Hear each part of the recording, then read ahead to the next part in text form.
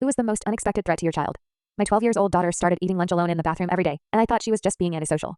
But then I noticed she was coming home from school starving. She'd tear through the pantry like she hadn't eaten in days, shoving crackers and fruit snacks in her mouth so fast she could barely breathe. When I asked about lunch, she'd just say, wasn't hungry earlier. But her stomach would be growling so loud I could hear it across the room. Her teacher sent a note home saying Emma seemed distracted and tired during afternoon classes. Her best friend's mom mentioned that Emma had been declining sleepover invitations for weeks. She stopped asking for lunch money, even though I always packed her wallet with enough for extras. My husband brushed it off. She's probably just going through a growth spurt, Lisa. Kids eat weird sometimes. But something in my gut told me this wasn't normal preteen behavior. I started packing bigger lunches, thinking maybe she needed more food. Who was the most unexpected threat to your child? My 12-year-old daughter started eating lunch alone in the bathroom every day, and I thought she was just being antisocial. But then I noticed she was coming home from school starving.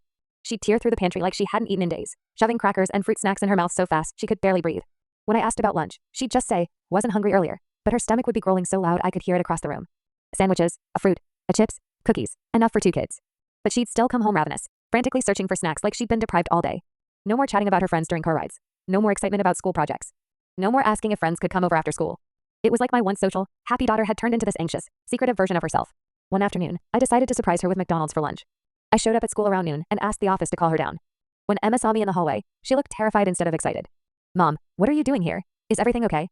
Her voice was shaky, almost panicked. I explained about the surprise lunch, but she kept glancing around nervously. We can't eat in the cafeteria, she said quickly. Can we just go sit in your car instead? During lunch, I casually asked who she usually sat with. She got very quiet, picking at her fries. Just myself mostly. Everyone else has their own groups already. But I remembered her talking about lunch table friends just a few months ago. Sarah, Katie, and Mia were supposedly her regular group. That evening, I called Sarah's mom to arrange a playdate. Oh, Emma? Sarah mentioned something about that. Apparently, Emma's been bringing some pretty unusual lunches lately. My stomach dropped. What do you mean unusual? Well, Sarah said Emma's been eating things like plain bread and ketchup packets. Sometimes just crackers. The other kids have been, well, you know how middle schoolers can be. They've been taking pictures and making comments. I felt sick. The next morning, I secretly followed the school bus and watched through the cafeteria windows during lunch period. What I saw broke my heart completely. Emma was sitting alone in the corner, opening her lunchbox. But instead of eating the sandwich and snacks I packed, she was pulling out stale bread crusts and empty juice boxes. She was deliberately sabotaging her own lunches, making them look pathetic because she thought that's what she deserved.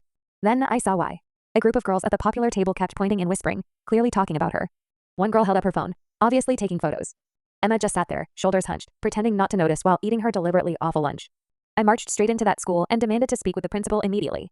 Turns out it wasn't the other kids who were the real problem.